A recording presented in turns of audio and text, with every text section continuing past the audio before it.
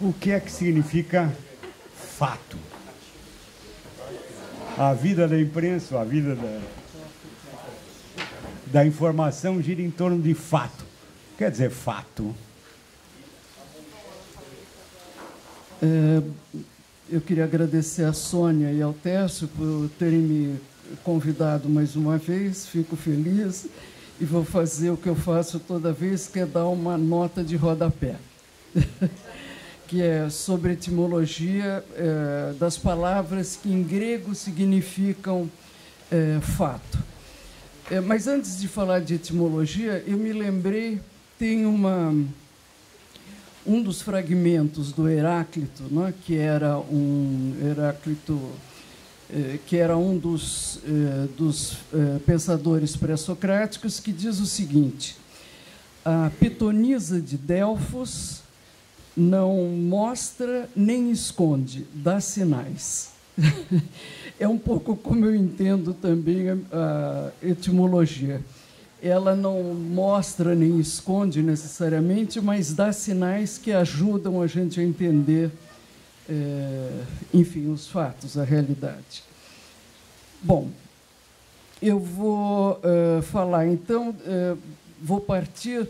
É um texto do Aristóteles, da política, né, onde ele fala...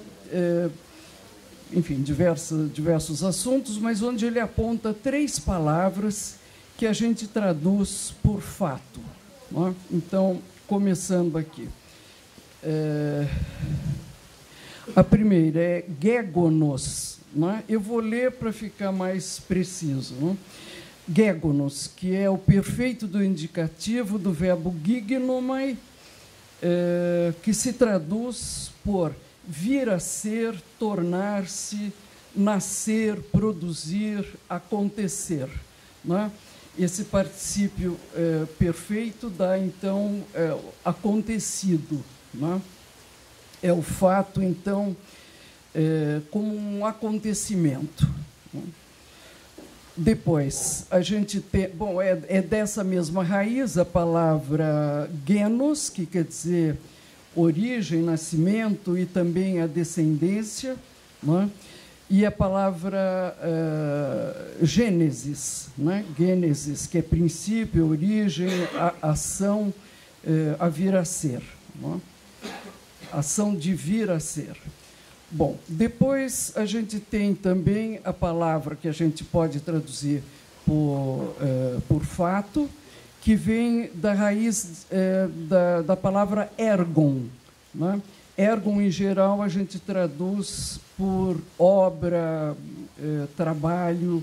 Né? E aqui seria o sentido da ação humana por oposição à inação ou à palavra. Não é a coisa que acontece também, né? Que é trabalhada, que é produzida. Há uma outra palavra em grego para essa palavra, para dizer trabalho, que é a palavra ponos, que é uma ideia, você tem... É um pouco a diferença que a Hannah Arendt faz entre labor e work, não é? Que é, portanto, a ideia do trabalho que exige suor, enfim.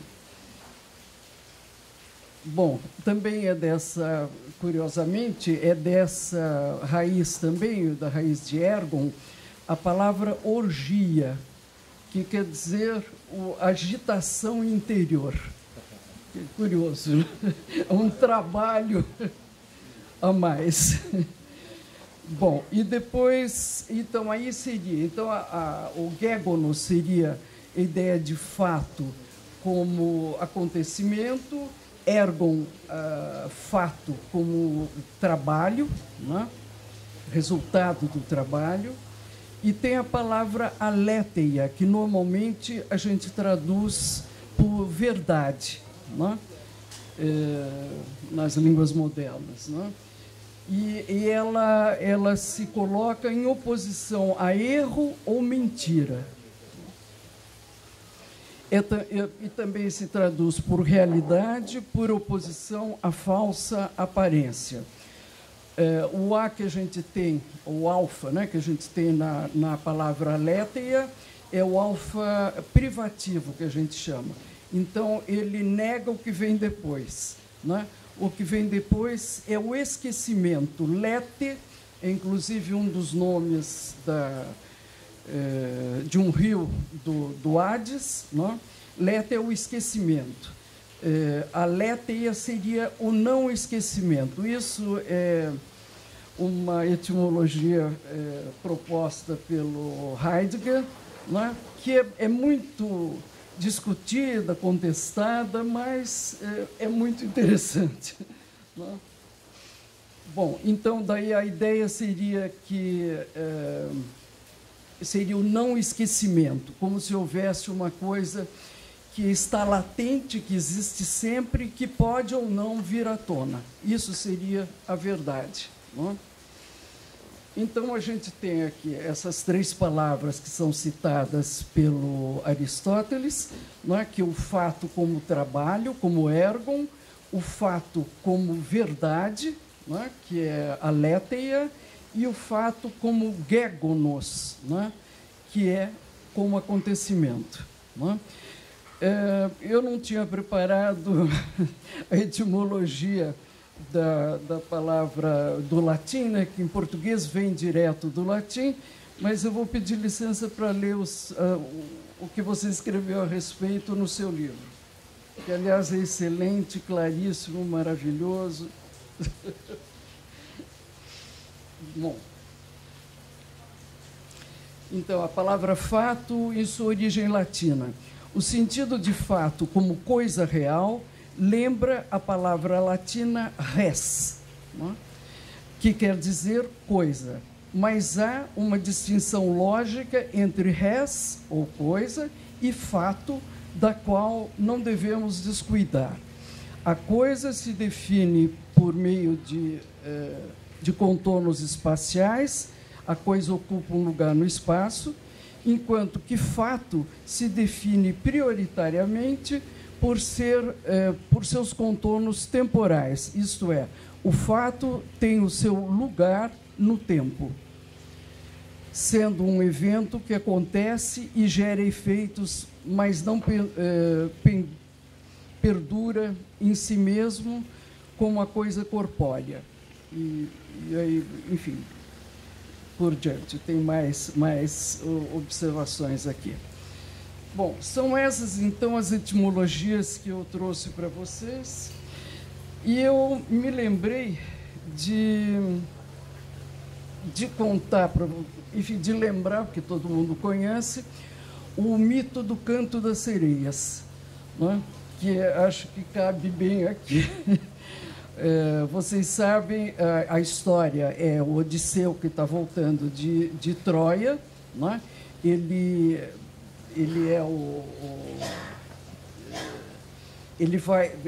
é conhecido como muito astucioso, né? O epíteto que ele tem é esse, ele é muito astucioso. E realmente todos os problemas que ele encontra na viagem, ele resolve pela astúcia dele, né? Bom, nesse episódio das sereias, justamente,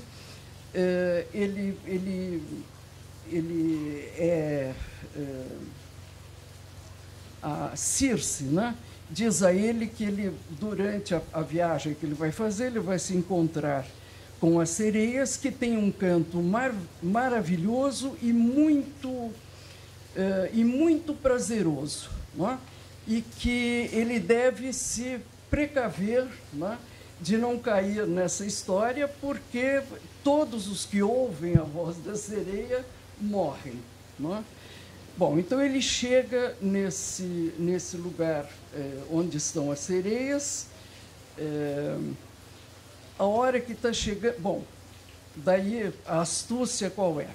Ele tem que pôr em todos os seus companheiros, os marinheiros, cera no ouvido, não é? Para que não ouçam o canto das sereias.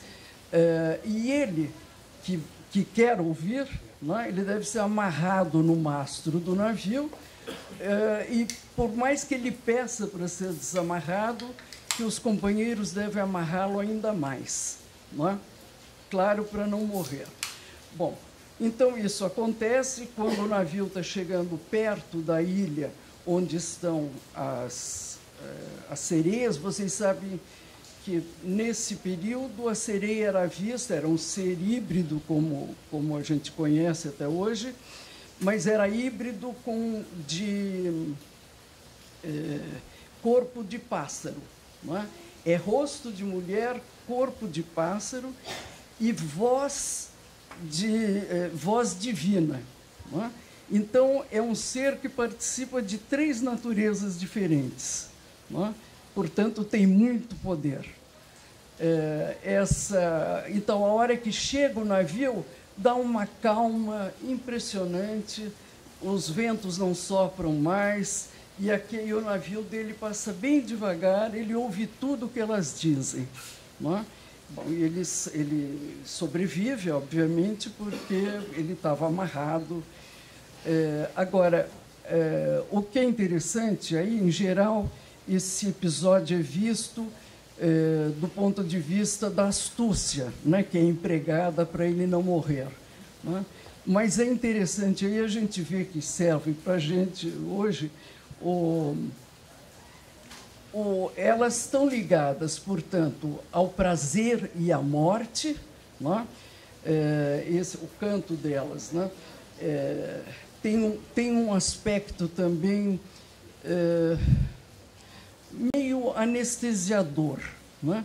As pessoas que ouvem ficam lá ouvindo eternamente o que elas cantam, se esquecem de comer, se esquecem de sobreviver e, sobretudo, se esquecem de voltar, não é? Esses poemas todos, do qual faz parte a Odisseia, justamente contam a volta, não é, desses heróis de Troia. Bom, o que mais? Elas estão, então, ligadas também o que é dito sobre o canto delas é o seguinte: a gente nem sabe direito o que elas cantavam, não é? Isso em Homero, não é? Mas o que é dito é que quem ouve sai de lá mais sabedor, não é? Então é atraente também desse ponto de vista, não é? Bom, a coisa da sedução também vem, a palavra sedução vem de seductio, do latim, que quer dizer, entre outras coisas, desviar, sair da linha correta.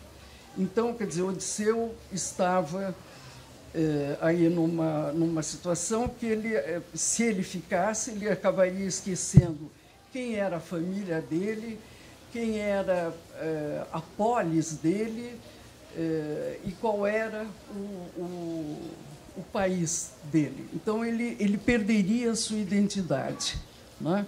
É isso que elas provocam, e as pessoas morrem, os homens, sobretudo, né, que são os marinheiros, morrem depois de ter ouvido o canto delas.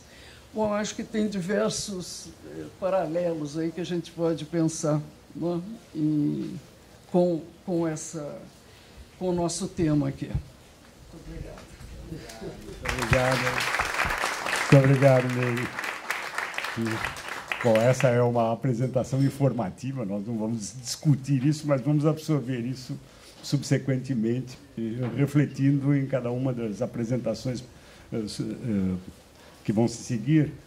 Só gostaria de lembrar, a propósito da noção de fato, não, da pergunta não, eu acho que aqui, depois você vai se apresentar lá e você pode, não, mas só queria lembrar a respeito de etimologia. Você tocou na questão res, não, que é uma das palavras no latim que vai provocar a ideia de fato, como a gente absorveu hoje, não, de fato real, de fato real, não, que seja.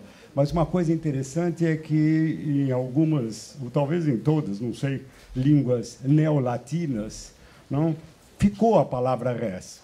Por exemplo, real, realidade.